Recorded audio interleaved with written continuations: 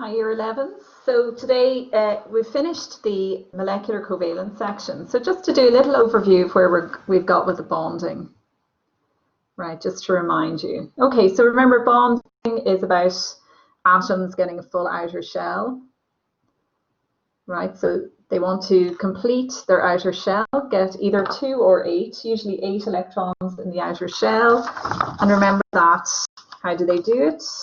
Right, if they are metals, any of these guys over here, apart from hydrogen, right, they will lose an electron, although hydrogen will also lose an electron if it can, right? So these will lose electrons to form positive ions, and they will transfer those electrons to non-metals, which will gain electrons. So it can be loss or gain of electrons, and if you have loss or gain of electrons, lose, gain electrons, then it is ionic. You're going to have ionic bonding. So one of your types of bonding is ionic. And then you have the alternative, which only applies to the non-metals, is they can also share electrons. Right, so you can share electrons as well. Right, and if that happens, then you have covalent bonding. Right, so you've shared electron pairs. Now there's only one covalent bonding, but there are 2 structures that result from covalent bonding, and they are the molecular covalent substances. And now today we're going to giant covalent substances. Okay, now here ionic only gives rise to one type of structure, which is the giant ionic lattice.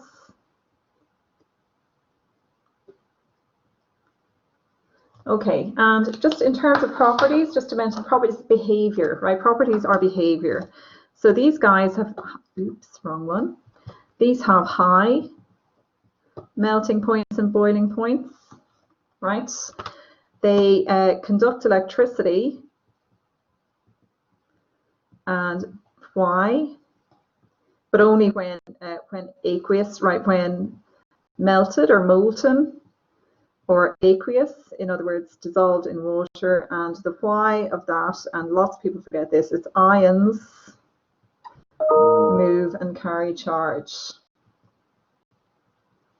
So don't forget, now a lot of the time, and especially if you're doing, which you probably are doing physics, you'll find that it's electrons that move and carry charge most of the time, but just try and get this in, it's ions. When we're talking about ionic compounds, it's actually the ions. So I know they're quite big and everything, but if they're able to move, because they have a plus or minus charge, if they're able to move, then they can carry charge. And that's all you need for electricity to flow, is something to carry a charge along. That can be an electron, or it can be an ion, right? Not so much protons, because they're stuck in the nucleus, right?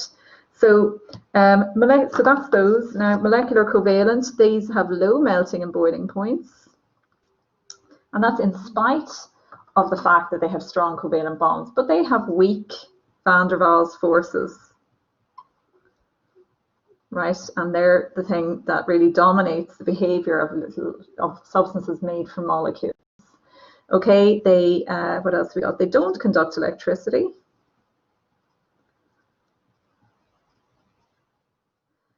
And they're also generally insoluble, whereas these guys are generally soluble. Okay. Now, giant covalent is the one where actually we only have 3 substances to learn about. Whereas here you should be able to identify, you'd have to identify if something was ionic or covalent, and then, you know, just apply the properties to it. Whereas with giant covalent, we're actually going to learn about 3 different giant covalent substances, and they have different properties. So we have 3. We have diamond, we have graphite, and we have what's a pretty new material, which is called graphene. Not fitted in there. Graphene, sorry. Just give me your pen. Right, so let's have a look at the notes and start from there. Okay, so in your notes, where are we at? You should be on page, it's a very long section, page 7. Okay, so hopefully you've got a set of notes And if you go to page 7, actually I might switch over just to the screen.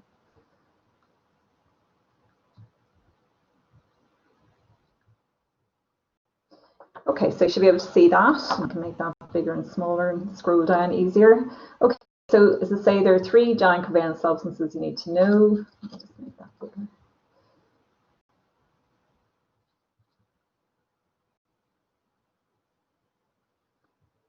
Okay, they're diamond, graphite, and graphene. Right, so we're going to deal, right, so the first thing to note is that actually all of those are elements. Now, if you remember what an element it is, it's a substance that contains only one type of atom. So each of those, even though obviously, if you look on the periodic table, you will not find diamond, graphite, or graphene, but what you will find is carbon.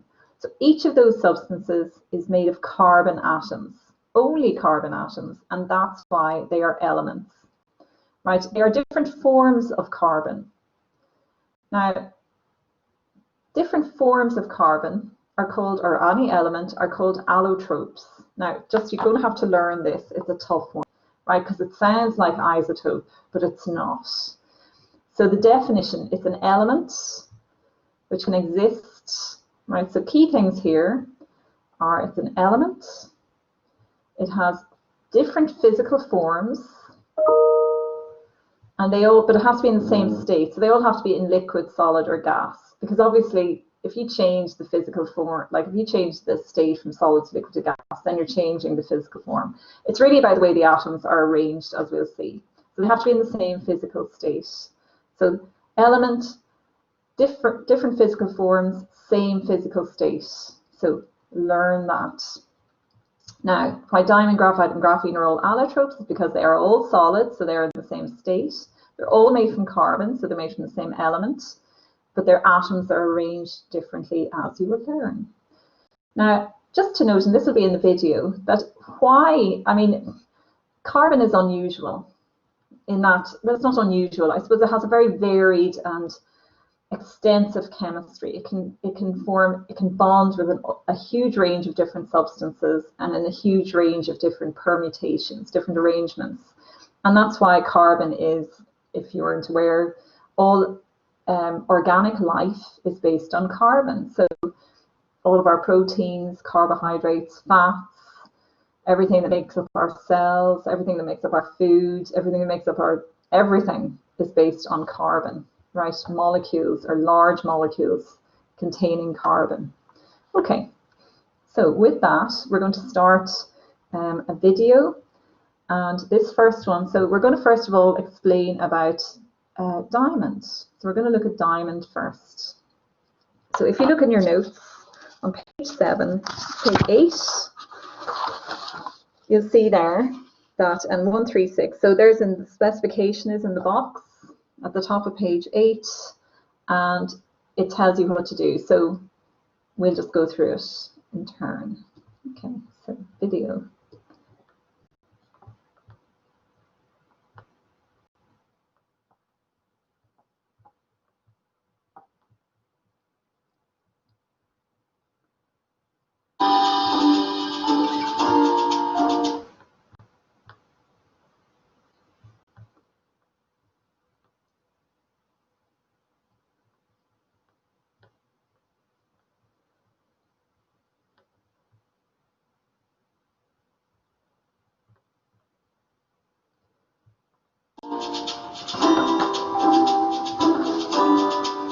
Hi and welcome back to freesciencelessons.co.uk.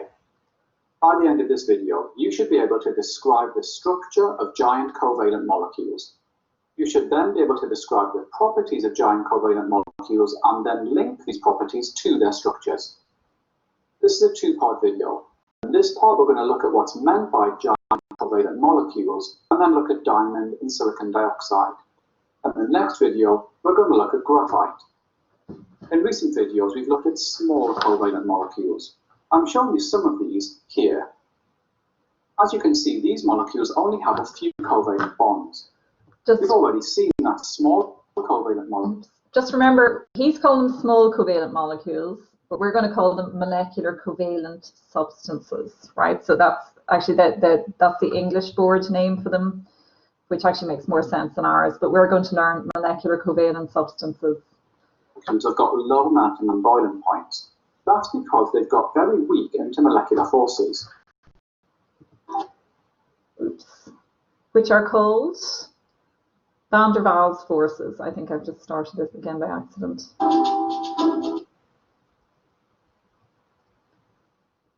By the end of this video, you should be able to describe the properties of to their structures. This is a two-part video. In this part, we're going to look at what's meant by giant dioxide.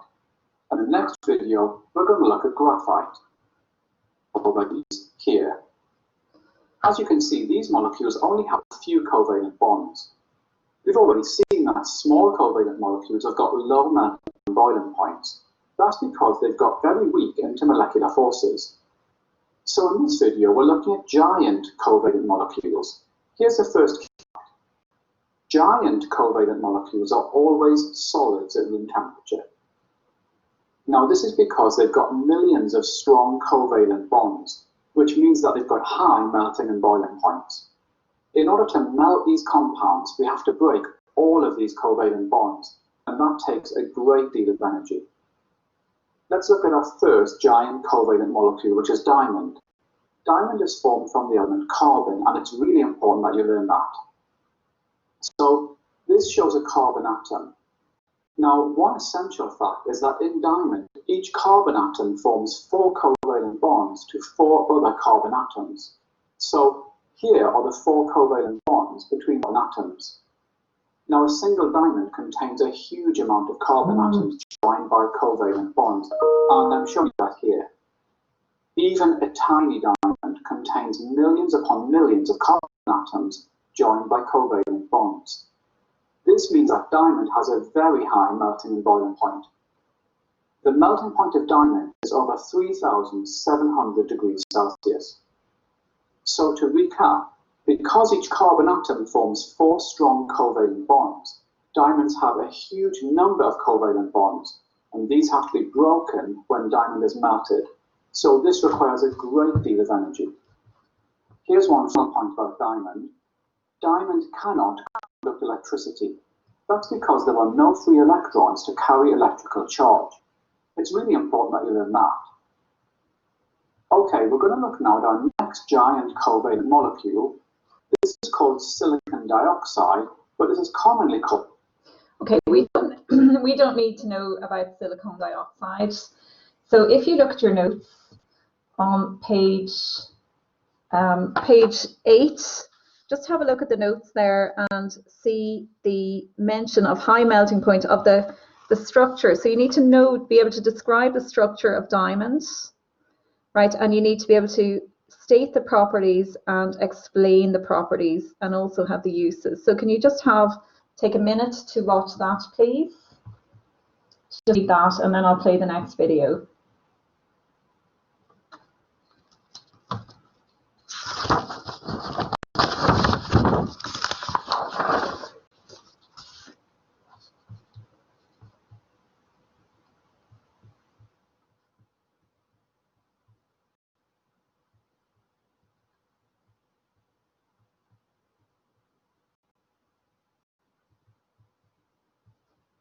Okay, so diamond has a network of carbon atoms with strong covalent bonds. Now you need to be able to be aware that it's strong covalent bonds that you want to talk about, and that each carbon atom is covalently bonded to 4 others in a tetrahedral shape, right? And then the properties, high melting point. Now that's true for all of the giant covalent substances. They all have high melting points because they all have strong covalent bonds that require a lot of energy to break. They're all insoluble in water. And diamond is the hardest natural substance known. So that's a unique property to diamond that doesn't apply to graphite or graphene. And the reason is the network of strong covalent bonds makes diamond very rigid, right? Again, so much energy required to break them that they just don't break without a lot of effort, a lot of energy. Okay, and they do not conduct electricity because they have no free electrons or charged particles to move and carry charge. And the major use of diamond, apart from in jewellery, is that it's used in cutting tools and drill bits It's used to drill for oil through rock and so on. It's put on the tips of cutting tools and used for a range of applications, and that's because it's so hard. Okay, so next one we're going to do is graphite.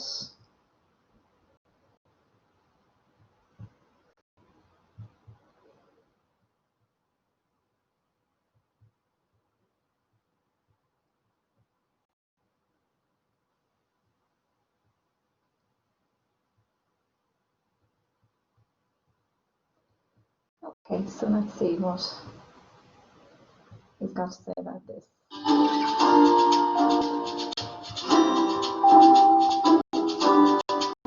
Hi, welcome back to freesciencelessons.co.uk. By the end of this video, you should be able to describe the structure of graphite. You should then be able to describe the properties of graphite and then link these to its structure. In the last video, we looked at diamond, which is a giant covalent molecule.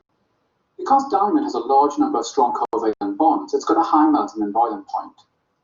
Remember that diamonds form from the element carbon, and each carbon atom forms 4 covalent bonds. In this video, we're looking at graphite, which is also a form of carbon. As you'll see, graphite is very different from diamond. Let's start by looking at some of the key properties of graphite. Firstly, graphite has a high melting point. Secondly, graphite is soft and slippery. And finally, graphite is an excellent conductor of both electricity and of heat. So let's look at the structure of graphite and try to explain these properties. As I said, graphite is formed from the element carbon. However, in the case of graphite, each carbon atom forms 3 covalent bonds. The carbon atoms form hexagonal rings, in other words, rings of 6 carbon atoms, and I'm showing you these here. Because graphite has many strong covalent bonds, it takes a great deal of energy to break these, so graphite has a high melting and boiling point. Hexagonal rings of carbon atoms are arranged in layers, and we can see these layers here. There are no covalent bonds between the layers, so the layers can slide, and this makes graphite slippery. So we've now seen why graphite has a high melting and boiling point and why graphite is slippery. So let's look now at what makes graphite such a good conductor of electricity and heat. Remember that graphite is formed from carbon atoms, and I'm showing you the structure of a carbon atom here. As we said, each carbon atom forms 3 covalent bonds to 3 other carbon atoms like this. Now, as you can see, that means that each carbon atom has a single electron in its outer energy level that's not in a covalent bond. These electrons are released from the carbon atoms, and scientists call these delocalized electrons. I'm showing you the delocalized electrons here. Now, the key fact is that these delocalized electrons can move. This means that they can conduct thermal energy, in other words, heat, and also electricity. Now, it's really important to remember that graphite is based on the element carbon, so graphite is not a metal. However, graphite is similar to metals, as both graphite and metals are good conductors of heat and electricity. And that's because both graphite and metals have got delocalized electrons that can move. We're going to look at metals in a later video. You'll find plenty of questions on graphite in my revision workbook, which you can get by clicking on the link above. Okay, so hopefully now you should be able to describe the structure of graphite. You should then be able to describe the properties of graphite and then link these to its structure.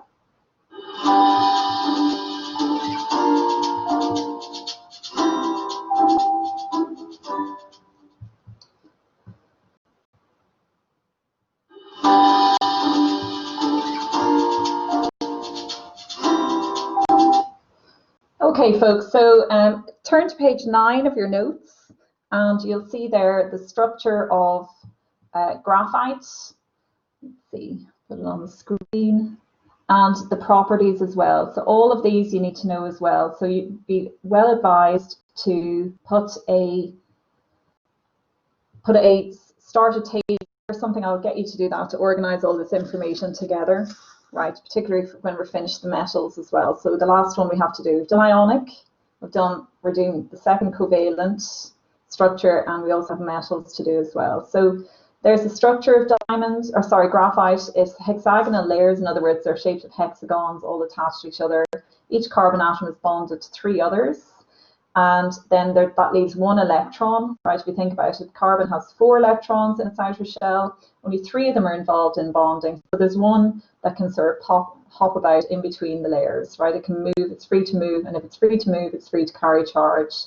Now so we just call them weak bonds. Now they're not that, they don't really affect any properties, except, well, they affect one property, which is the softness of graphite. So the reason the graphite is soft, and it's in pencil, so-called pencil lead, but what you use to write with the pencil is graphite. So the layers can slide past each other because of the weak bonds, and that means you can write. So when you use your pencil, what you're doing is just rubbing layers of graphite onto a page. Okay, so they're used as pencils because of that. So what you've got is loads of little layers of graphite, hexagonal layers of carbon atoms. They're also used as lubricants, like when you're laying floors. I think wooden floors, you put graphite in between to make sure that there's no sort of sticking. And that's again because the hexagonal layers of carbon can slide past each other. Okay, other properties are that they have, again, a high melting point. So that's going to be true for all of the giant covalent substances, and also that they're insoluble in water. Softness of graphite is its unique property, one of its unique properties. So remember that diamond is hard, graphite is soft, so learn the different reasons. And this conducts electricity, very unusual for a non-metal. It's one of the only non-metals that can conduct electricity, because normally they don't. And it's because of that unique structure with delocalized electrons or free electrons in between the layers of carbon atoms. Okay, so next one, we're going to look at graphene. I've got a video for this.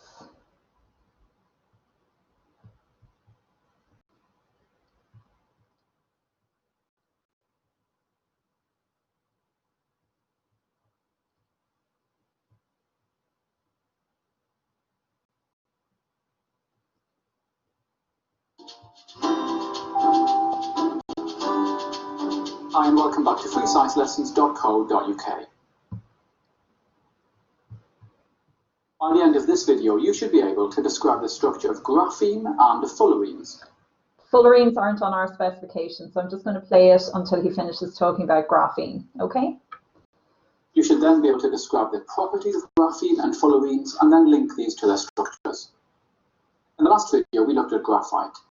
Graphites form from layers of carbon atoms in hexagons. We saw that each carbon atom has an unbonded electron, and these electrons are delocalized, which means they can move. Because of this, graphite is a good conductor of thermal energy and electricity. In this video, we're looking at graphene and at fullerenes. These are all based on carbon atoms, so let's start by looking at graphene. Graphene is a single layer of graphite. This means that graphene is only one atom thick. Graphene was only isolated in 2004. Let's look at the properties of graphene. Graphene is an excellent conductor of electricity, and that's because graphene has delocalized electrons just like graphite. In the future, graphene will be useful in electronics. Secondly, graphene is extremely strong, and that will make it useful for new materials. Okay, let's look now at fullerenes. Fullerenes are molecules of carbon atoms. Okay, so we're going to leave that there, go to the notes. Back to the notes, and right, so this is our final giant covalent structure that we have to know about, graphene. Okay, so if you're to describe graphene, it's a single atom thick layer of graphite. So just learn that off. It's very hard to picture it, but that's what it is, okay? It's very regular. Okay, so the properties then, we're going to, high melting point, it's also, I haven't written it here, but it is insoluble in water. Now, it's a property is, it's actually allows light to pass through. So that is different to graphite, which, as I say, is in your pencils and you're familiar with. It allows light to pass through, so it's transparent. So you can see immediately it has uses. It's very strong. So like diamond, right, it's very strong for the same reasons, almost the same reasons, is that there are strong covalent bonds which are very difficult to break, and it conducts electricity, well, strong, whereas I suppose diamond is hard. It conducts electricity, similar to graphite because it has delocalized electrons that can move and carry charge. So it's a single atom thick layer of graphite. Now, the uses you need to know about are batteries, because graphene is an excellent conductor of electricity, and solar cells. So the solar panels that people sometimes put on to generate electricity, graphene is one of the materials you can use in that because it allows light to pass through and it conducts electricity. So it has a use there. Okay, so they're the two uses. No doubt more will be developed in the future. Okay, so just to go through some questions now. So I've put in some questions. This is, again, I should take out silicon dioxide. Worth maybe just be recognizing, they sometimes talk about silicon dioxide in past papers and say it's like diamond, so describe its bonding and structure. But you don't have to learn it. You certainly won't have to know it specifically. Okay, so I want you to try the questions, right? And how many are there? And some of these are revision. Okay, so no harm in that, right? So I want you to work through all the questions up until that is page 15, the bottom of page 15. Okay, so if you have time in class, I want you to work through the questions up to the bottom of page 15, and then we'll see what I'll give you. Okay, I'll put that on Google Classroom.